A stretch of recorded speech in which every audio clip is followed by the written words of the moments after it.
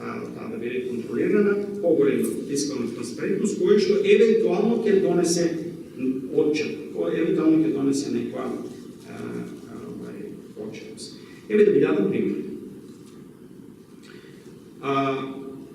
Во минатата недела Економски институт Загреб едно истражување има направено за Македонија, Хрватска, Србија, Босна и Херцеговина. Освен во Хрватска, во сите други емпириски докажа за предприемништво. Емпириски се докажа дека социјалните норми за предприемништвото се многу побитни од правно-институционалните поттикнувања, incentives, за предприемништво, освен во Хрватска. Значи, во Хрватска 77% од луѓето кажале дека правно, формалните, институционални, значи ова слагано што зборуваше да се донесат закони, индикатори, тоа бараат граѓаните во Хрватска. Но граѓаните во Македонија, Србија и Босна и Херцеговина сметаат спротивно. Тие сметаат дека социјалните норми, сега да го тоа вулгаризирам, народот што ќе каже, комшијата што ќе каже, тие фактори влијаат врз предприемништвото и дали да превземат ризик. Видите, ако е ова емпириски факт и ако е вака, ова е уште една индикација за тоа дека doing business за Македонија тотално нерелевантно. Затоа што doing business мери институционална форма на влез и излез од пазар. Тој не мери социјална норма. Тој не мери амбиент. Така да doing business секоја чест што успеале до тамо да стигнеме во делот како да влезеш на пазарот и колку да платиш и колку дена да чекаш и како да излезеш од пазарот. Но амбиентот, социјалната норма, за тоа воопшто никој не зборува. Од тука, популистичките, навладени медиуми, пораки од типот дека Македонија е во друштво со најразвиените земји, ниту представува транспарентност, ниту представува отчетност, ниту е повик за борба и контрола на корупција. Друг пример. Буџет за Република Македонија 2017 година. Еве транспарентно донесено дека за развој на мали и средни предпријатија имате 250.000 евра планирани. Мали и средни предпријатија каде што нели тоа се од 60.000 економски субјекти, од 80-90% се мали и средни предпријатија. И тоа со домашна работност. Но, во контраст, во тој ист буџет за 2017 година, Агенција за странски инвестиции и промоција на износ 5,6 милиони евра. Дирекција за техничко-индустријско развојни зони 13 милиони. Нели, по земјата со најниски даноци, со ефтина работна сила. И сега видите, еве ви го контраст. Ако сакате да работите на социјална норма, вие тоа треба да го рефлектирате и како приоритет во буџетот. Ама овој буџет, во финансискиот негов дел, има голем расчекор помеѓу она што значи стратешки приоритет номинално кој што го представуваат политичарите. Значи тој вели нели ЕУ и НАТО се нашата стратешка определба. Но во ЕУ и во НАТО земите, тоест во клубот на најбогати ОЕЦД, тие базираат на мали и средни предпријатија. Во Македонија тоа не е случај. Затоа што еве во буџетот тој ви кажува, финансиски дел на буџетот ви кажува кој е приоритет, кој што е во расчекор тотален со реториката на политичката гарнитура на власт од било кој спектар и од било кој политизиран етникум. Има разлика помеѓу овие политички науки, знаат. Има разлика помеѓу етничка партија и политизирана етничка партија. Но тоа е веќе сосема друга тема. И трето, уште еден пример да ви дадам, Европска банка за обнови и развој 2013 година има правено истражување во околу 20 на земји во кои што тие оперира. Република Македонија има најлоши резултати на прашањето. Ги прашува испитаниците. Репрезентативно. Кои се факторите кои што се најважни за да успеете во вашата земја? И затворен прашање, со избор. Преку 60% од Македонија одговориле дека, цитирам, за да се успее во животот во Република Македонија, потребно е да имате политички врски или треба да покршите закон. Значи, мнозинството, како што почна, мнозинството во Република Македонија е за корупција. Ова е емпириски доказ. Значи, политичките партии, наместо да нудат проекти, да трчат по политичката гарнитура која што е на власт, која што го достигна себе, и веќе е депласиран проект ваков, проект таков, проект ваков, тоа не носи развој и иднина за Република Македонија.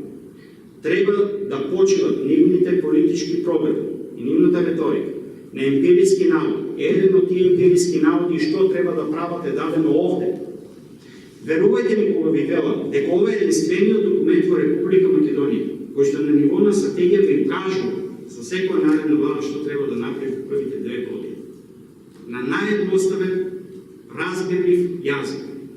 Дури се обидовме да дадеме и акционен план со рокови. Не е перфектен документ. Многу од академската заедница ми пиша во инбокс, во имейл за недостатоци и во економскиот дел, и во социоекономијата, и во политичкиот дел. Но е единствен ваков документ. Еден имаше од Мани, 97 година, ама тоа било пред 20 години. И уште една работа, и со тоа ќе завршам. Колку не чини? Значи, јас сум машински инженер, ама долго време работам во ова. Колку нас не чини недостатокот на транспарентност, недостатокот на отчетност и импотентната борба против корупција во плане. Според истражување на ММФ, неочекувано зголемување на долг, значи надвор од она што вие како стратегија во држава сте си го планирали. By the way, ние немаме стратегија за јавен долг од подолг. Но еве во земјите во кои што има и кај што правили истражување, ќе дошле до заклучок дека неочекување зголемување на јавен долг се должи на 23% поради некомплетни информации, 37% поради подценување на влијанието на шокови. Се сеќавате на еден академик, професор и министер за финансија отпорно кога велеше дека ќе ќариме од глобалната криза. Овде изгледува дека не се ќари, туку во 37% случаеви вие всушност и ги изгубите пари.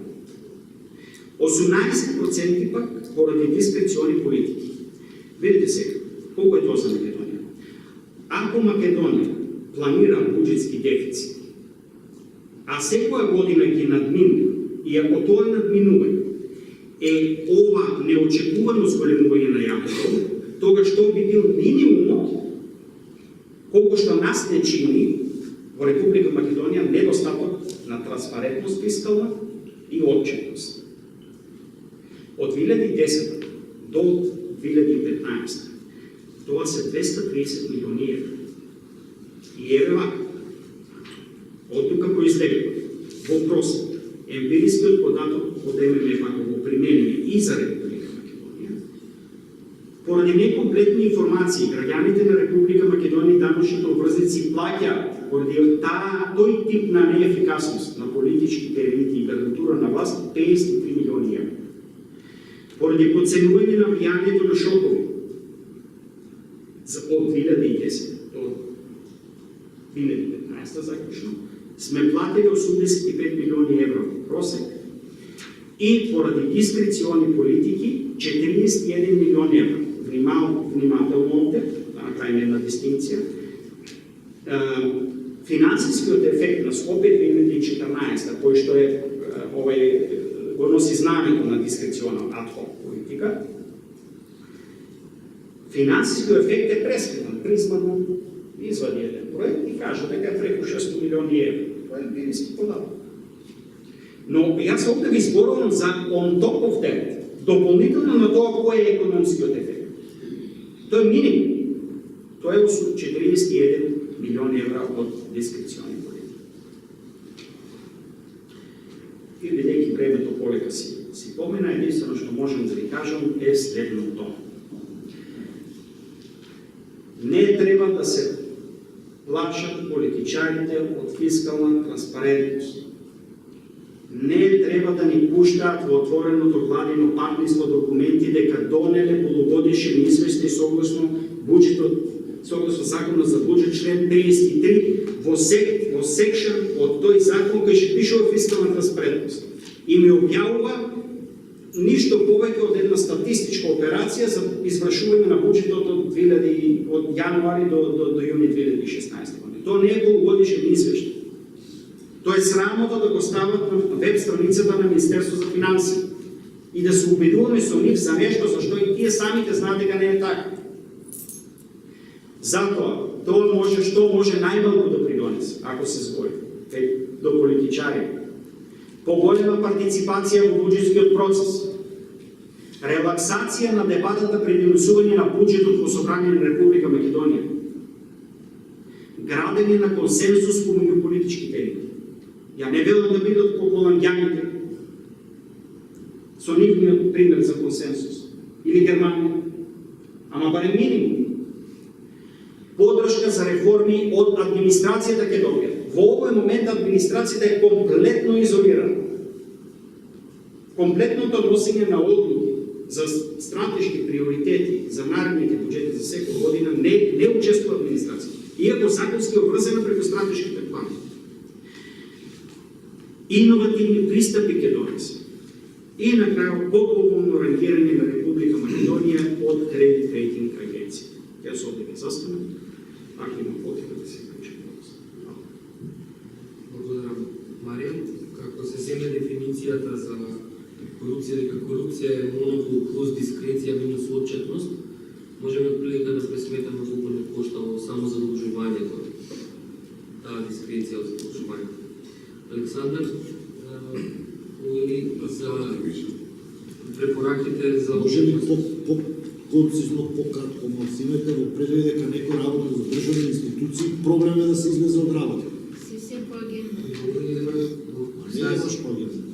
Добро, кажувам само не се. Добре, само да бидам малце по-концизен и малце по-краток во излагањето, бидејќи оно што ќе го кажам и не е баш толку ново, бидејќи резултатите, односно наводите ми се малце постари од минатата година, меѓутоа ќе ми послужат како една основа за да ги идентификуваме, односно пак да се навратиме на проблемите кои што остануваат како така.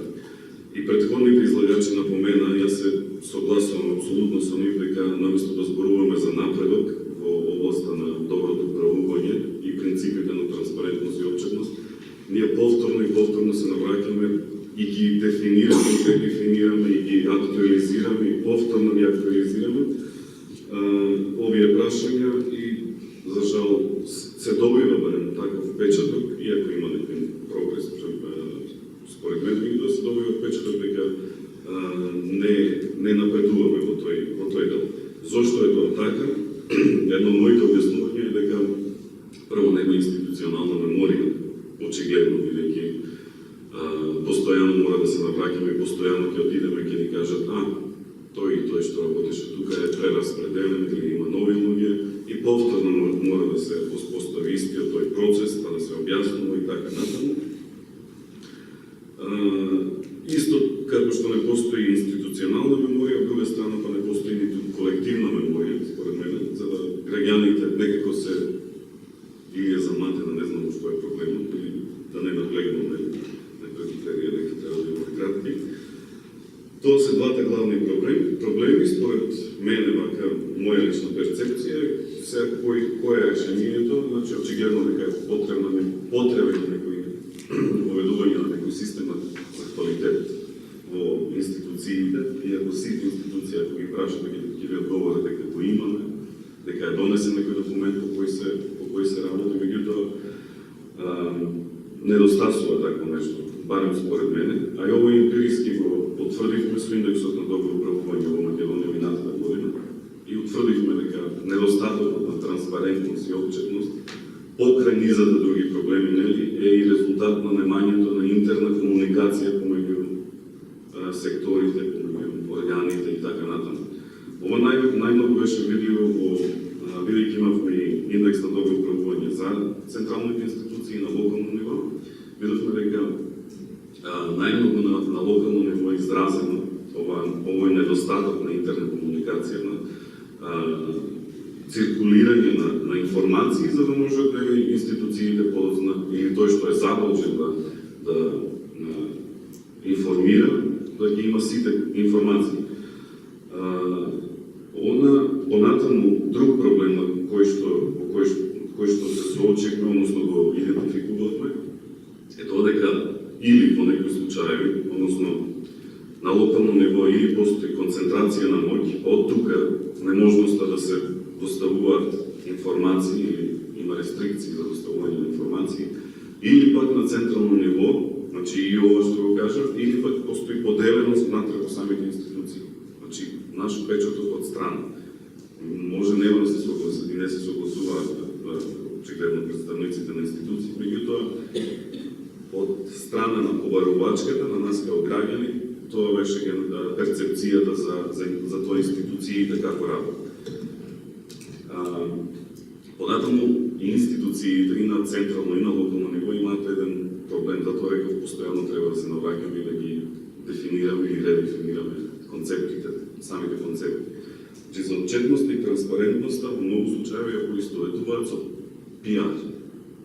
Или со други зборови, ако и вие имате документ кој што се вика отчет, не значи дека сте отчет. Просто кажам. Бидејќи во тој документ може да се содржани сите достигнувања, меѓутоа она што за да биде отчетно целата оваа приказна да ја заокружиме, недостасува делот на она што е ветено и она што е испланирано, ама не е реализирано. Тоа што спомена и Миша, значи разликата помеѓу планираното и исполнетото е тогаш може самиот граѓанин да увиди што е колку е ефикасна институцијата, бидејќи се сведува на крајот на ефикасноста во околности на ограничени ресурси. Така можеме да оцениме и работата на институциите, колку се ефикасни, колку со тие ограничени ресурси постигнуваат оптимум.